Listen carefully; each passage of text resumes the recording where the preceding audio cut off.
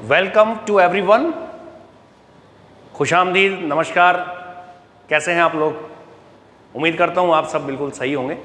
और मैं आपके सामने एक बार फिर आ गया हूं फिजिक्स प्लैनेट पे अपनी एक नई वीडियो लेके। एरर एनालिसिस से हम किस तरह अपने डाउट्स, न्यूमेरिकल्स किस तरह सॉल्व कर पाएंगे।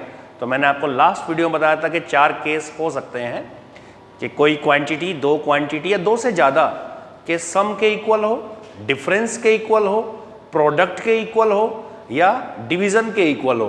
तो उस केस में हम नेट एरर कैसे निकाल पाएंगे। और अभी तक अगर मेरा चैनल आपने सब्सक्राइब नहीं किया है तो चैनल जरूर सब्सक्राइब करें ताकि मेरी मैक्सिमम से मैक्सिमम वीडियो आप तक पहुंचे और उनका बेनिफिट आप घर बैठे ही लेते रहें। तो बने रहिए फिजिक्स प्लैनेट पे पंकज सर के साथ। तो सबसे पहला केस मैं लेके आया हूं कि suppose we are having measured quantity z which is equal to a plus b and a is also having some error, b is also having some error, then what will be the error in z?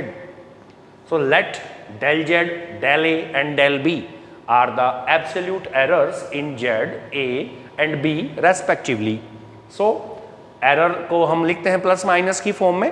तो z plus minus del z is equal to a plus minus del a plus b plus minus del b। तो मैंने b को separate कर लिया, plus minus वाली term एक तरफ कर दी, तो a प्लस बी जेड से कैंसिल हो जाएगा। तो डेल जेड किसके इक्वल होगा? Del a plus del b। Means कि z में जो एब्सोल्यूट एरर होगी वो a और b की एब्सोल्यूट एरर के सम के इक्वल ही होगी।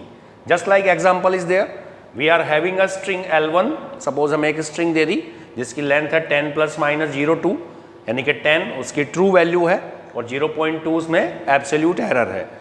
L2 15 सेंटीमीटर ट्रू वैल्यू, उसमें एब्सोल्यूट एरर है डेल 0.1। और हमें कहा जाए इन दोनों स्ट्रिंग को मैंने एक साथ बांध दिया, तो अब नई स्ट्रिंग की लेंथ कितनी होगी with in the limits of error.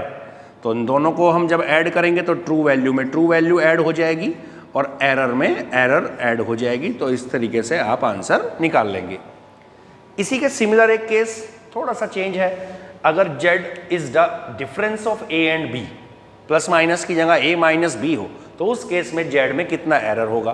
तो वंस अगेन हमने फिर मान लिया कि z में, a में और b में एब्सोल्यूट एरर है del z, del a and del b। तो मैं ऐसे लिख सकता हूँ, माइनस का साइन बीच में है।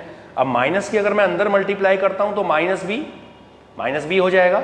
और माइनस की जब यहाँ पे करेंगे, ध्यान से आप देखें, माइनस की प्लस में करेंगे तो माइनस, और माइनस माइनस क्या हो जाएगा? प्लस। ओके, तो मैंने ज़्यादा कुछ नहीं किया, केवल रीशफलिंग किया है टर्म्स को। a माइनस बी को मैंने एक तरफ कर दिया, प्लस माइनस इन दोनों में से कॉमन ले लिया, तो यहाँ पे माइनस बचा। a माइनस बी जेड के इक्वल है तो ये कैंसिल हो गया। तो ये आपका आंसर आ गया, यानी कि z is equal to del z del a minus del b। But error can never be subtracted, error always be added. Means if you want to calculate the maximum error, क्योंकि error maximum ही calculate की जाती हैं। Means अच्छा business वो है जिसमें हम छोटे से छोटा नुकसान भी कैच कर लें कि मेरा 1 रुपये का कमी आ रही है, कहाँ गया।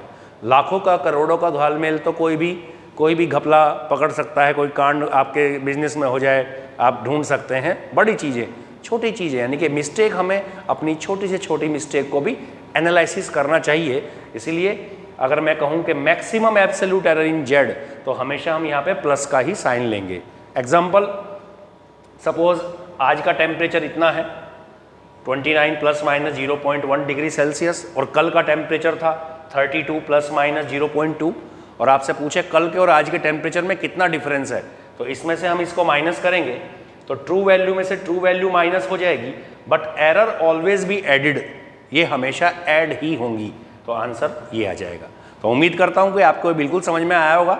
और मेरी नेक्स्ट वीडियो आपके 2 डाउट और लेके आएगी कि अगर z इज इक्वल टू हो a into b with some powers also, और या z इज इक्वल टू हो a अपॉन b, तो उस केस में नेट एरर कितनी होगी। उसके लिए वेट कीजिए मेरी नई वीडियो का, और वीडियो आप तक पहुंचे उसके लिए मेरे फिजिक्स प्लैनेट चैनल को सब्सक्राइब करना बिल्कुल ना भूलें। धन्यवाद।